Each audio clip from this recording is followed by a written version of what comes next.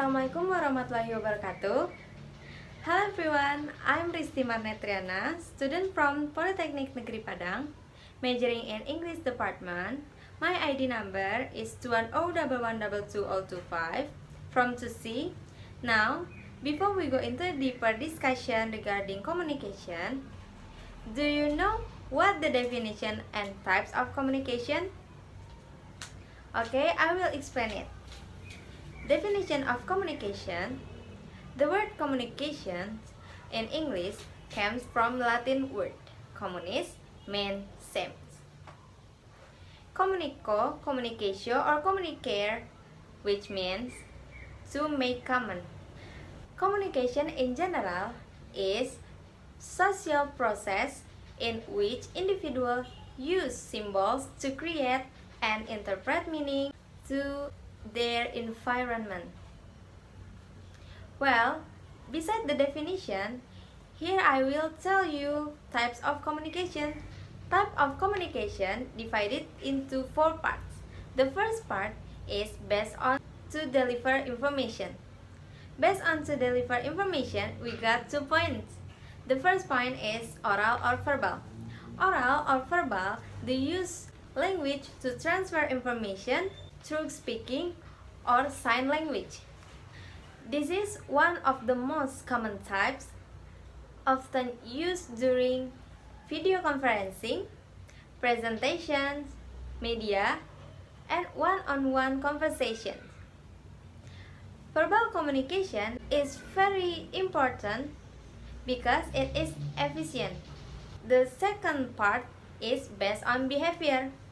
Based on behavior, we got 2 points again. The first point is formal communication. Formal communication considered effective as it is a timely and systematic flow of communication. And the second point is informal communication. Informal communication considered effective as employees can work related issues which save the organization time and money. The third part is based on continuity. Based on continuity, we got 2 points again. The first point is direct communication. Direct communication process is carried directly without help of third person and is not limited by distance. And second point is indirect communication. Indirect communication process carried out with help or third parties or the help of communication media tools. And the last part is based on scope. Based on scope, we got 2 points again. The first point is internal communication. Internal communication divided into 2 parts. The first, vertical communication, that occurs in the form of information from leader to member, such as orders, praise, and so on. And second, horizontal communication, that occurs within the scope of the organization or company between people who have equal position. And the second point is external communication. External communication is communication that occurs between an organization or company with people who are outside the organization or company. Communication with external communication can take the form of exhibition and promotion. So, now you know what the definition and type of communication. And how about the components supporting the success of communication? Do you know what is the most important? Okay, I think the most important of communication is self-esteem, because a person's self-esteem will influence the decision-making process in life, relationship with surrounding environment, emotional health, and overall individual well-being. In addition, self-esteem can give us confidence in our abilities and motivation to do something, which in the end we can achieve fulfillment when we live with a positive outlook.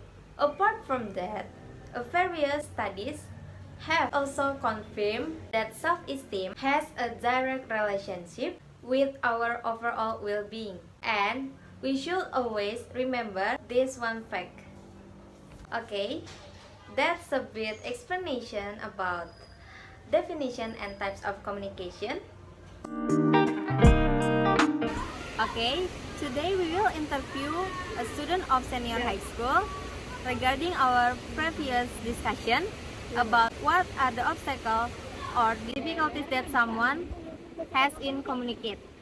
Halo, good afternoon. Good afternoon, Kak. What's your name? Nama saya Hanifah, Kak.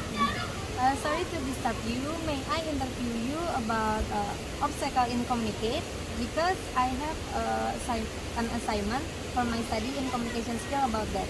Boleh, Kak, tapi jangan lama-lama ya, Kak. Okay.